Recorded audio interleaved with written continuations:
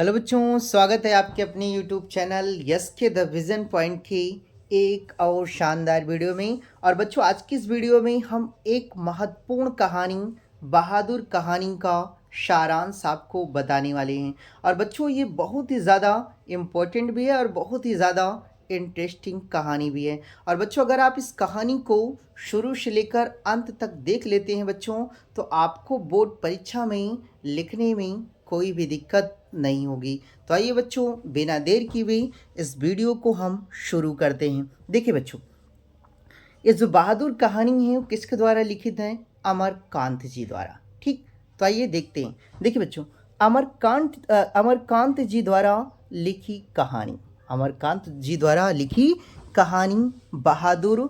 एक मध्यवर्गीय परिवार में नौकर के साथों परिवारजनों द्वारा किए गए अत्यधिक कट व्यवहार की कहानी है। और बच्चों, ये जो कहानी है कह रहा है कि एक मध्यवर्गीय परिवार है और उसमें एक नौकर है। ठीक, तो नौकर के साथ बच्चों परिवारजनों द्वारा किए गए अत्यधिक कट व्यवहार की कहानी है।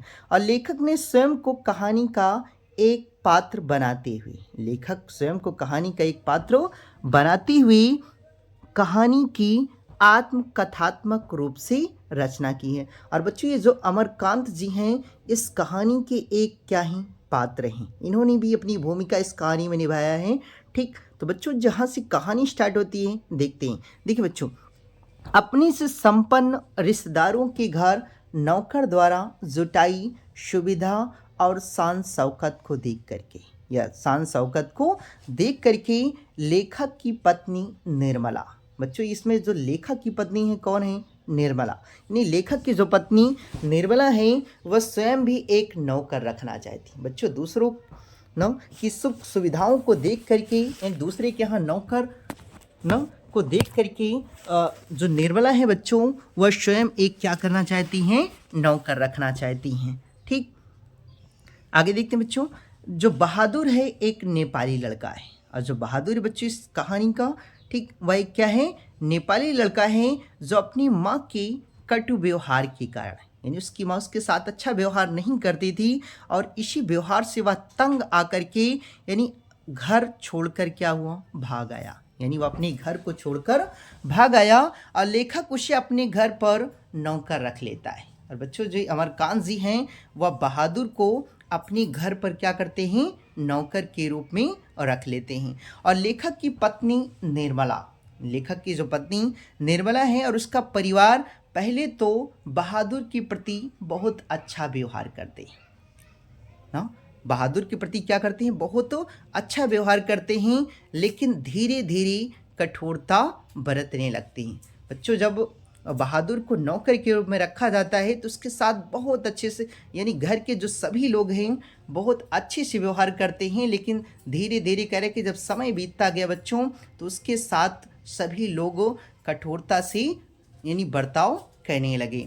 ठीक, वह घर का सारा काम करता, जो बच्चों बहादुर हैं वह घर का सारा काम करता, फिर भी उसे गाली गलौज सुनने को मिलता था। यानी कि बच्चों घर का जितने भी काम होते थे वह सभी कामों को दौड़ दौड़ कर करता, लेकिन घर के जो सभी लोग थे उसे क्या करते? गाली गलौज देते।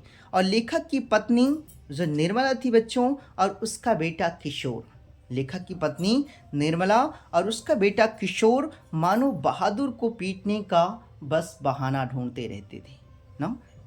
यानी कि जो देखिए इस कहानी में बच्चों, जो लेखक की पत्नी कौन है? निर्मला है, और उसका जो पुत्र है यानी उसका बेटा किशोर है, वह बहादुर को पीटने का बस कोई ना कोई बहाना क्या करते रहते थे? ढूंढते रहते थे कि बहादुर को मारने का कोई बहाना मिल जाए। ठीक, तो आगे देखते हैं बच्चे इसके। देखिए, एक बार मेहमानों के रुपए खो जाने पर, यानी कि एक बार बच्चों कोई मेहमान था, उसका क्या हुआ? रुपए यानी कुछ पैसे खो गए। तो जब घर वालों ने बहादुर पर चोरी का इल्ज़ाम लगाया, यानी कि चोरी का आरोप लगाया, तो उसके साथ बुरा व्यवहार किया। यानी कि बच्चों उसका जब पैसा खो गया, यानी किसी रिश्तेदार का, तो उस चोरी का इल्ज़ाम किस पर लगाया गया? बहादुर पर। और जब बहादुर पर इल्ज़ाम लगाया गया बच्चों, और उसके साथ बहुत बुरा व्यवहार किया गया, तो बहादुर बिना किसी को बताए ही अचानक घर छोड़कर चला गया। बच्चों वैसे भी अगर देखो, अगर जो चीज़ हम करते नहीं, अगर बच्चों अगर हमको उस चीज़ के बारे में कहा जाएगा, ठीक, तो हम चाहे हों या चाहे आप हों, किसी को अच्छा नहीं लगेगा। और बच्चों इसी यही कारण था कि जब बहादुर को यानी चोरी का इल्ज़ाम लगाया गया बहादुर पर, तो वह बिना किसी को बताए ही वह घर छोड़कर चला गया। ठीक, तो उसके जाने के बाद घर में मातम सा छा गया। क्यों बच्चों? क्योंकि उसके जाने के बाद यानी कि सभी को सुख सुविधाएं इतना मिलती थी, ठीक, उसके जाने के बाद सबको उसकी कमी का एहसास होने लगा। ठीक, क्योंकि सभी को आराम की आदत लग चुकी थी। बच्चों यही तो कारण है ना कि जब भी हम अपनी सुख सुविधाओं के लिए किसी को रख लेते हैं, ठीक, तो उसके चले जाने के बाद हमको ऐसे लगता है कि वो काम हमारे लिए बहुत ही मुश्किल हो गया है। ठीक, तो यही कारण था बच्चों कि उन्हें आराम की आदत लग चुकी थी। ठीक, क्योंकि इस घर का जितना भी काम हुआ करता था वह कौन करता था? बहादुर ही करता था। तो सभी घर वालों को अपनी गलती का एहसास होता है, यानी जितने भी घर में जितने भी सदस्य थे सभी को अपनी गलती का एहसास होता है कि हमने बहादुर को यानी बहादुर पर बहुत ही जुल्म किए ना, और बहुत ही अत्याचार उस पर किए। ठीक, तो इसके आगे देखते हैं बच्चों। देखिए, अच्छा व्यवहार करने की क्या करते हैं, सोचते हैं। बच्चों जब वह चला जाता है तो सभी ना उसके साथ अच्छा व्यवहार करने की सोचते हैं, परंतु अब पछताए होत क्या जब चिड़िया चुग गई खेत।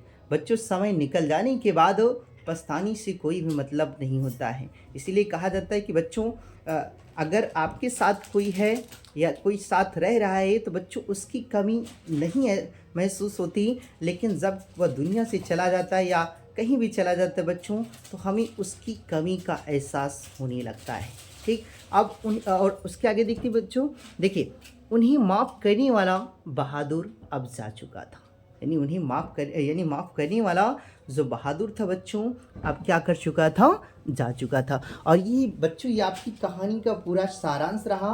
और बच्चों अगर आप इस कहानी को इतना ही आप एग्ज़ाम में लिख देते हैं बच्चों, तो आपको पूरी की पूरी 5 अंक मिलेंगे। ठीक, तो आई होप बच्चों कि आपको यह वीडियो पसंद आई होगी। और अगर बच्चों आपको यह वीडियो पसंद आई है तो इस चैनल को लाइक, सब्सक्राइब और शेयर करना ना भूलें, ताकि मेरी कोई भी वीडियो हो वो आप तक सबसे पहले पहुंचे। धन्यवाद।